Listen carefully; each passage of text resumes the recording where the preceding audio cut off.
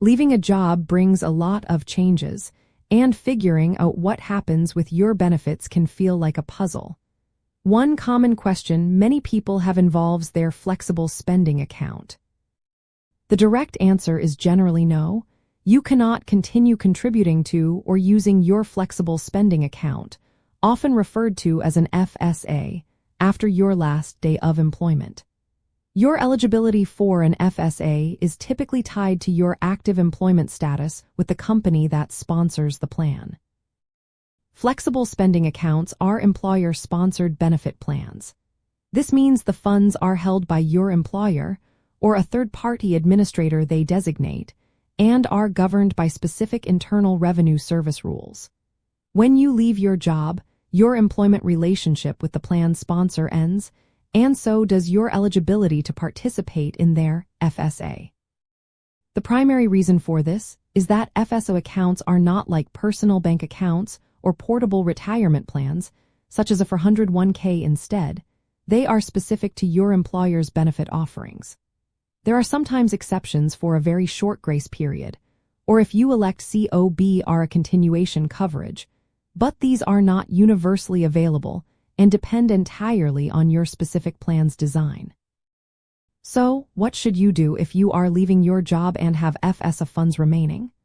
Your best strategy is to use up your remaining balance before your last day of employment or within any allowed grace period. Check your plan documents or speak with your Human Resources Department to confirm your exact termination date for FSA eligibility and any specific deadlines. You can often accelerate medical appointments, stock up on eligible over-the-counter items, or even get new eyeglasses or contacts to deplete your balance responsibly. Many FSA plans also offer a run-out period, which is a limited time after your employment ends when you can submit claims for expenses incurred before your employment terminated. It is crucial to understand the use it or lose it rule that often applies to flexible spending accounts. While some plans might offer a carryover of up to $610 to the next plan year, or a short grace period of up to 2.5 months to incur new expenses, these provisions typically apply while you are still employed or are specifically designed by your employer. When leaving a job, these options usually cease. Another insider tip is to pay close attention to the difference between a health FSA and a dependent care FSA, as their rules for termination can sometimes vary slightly, though the general principle of employment-tied eligibility usually holds.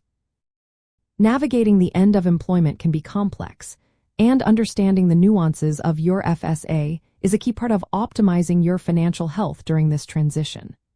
By proactively confirming your plan's specific rules, strategically spending down your balance, and submitting claims promptly, you can maximize the value of your FSA and avoid forfeiting funds you have set aside. This proactive approach ensures you make the most of your benefits, even as you move on to new opportunities.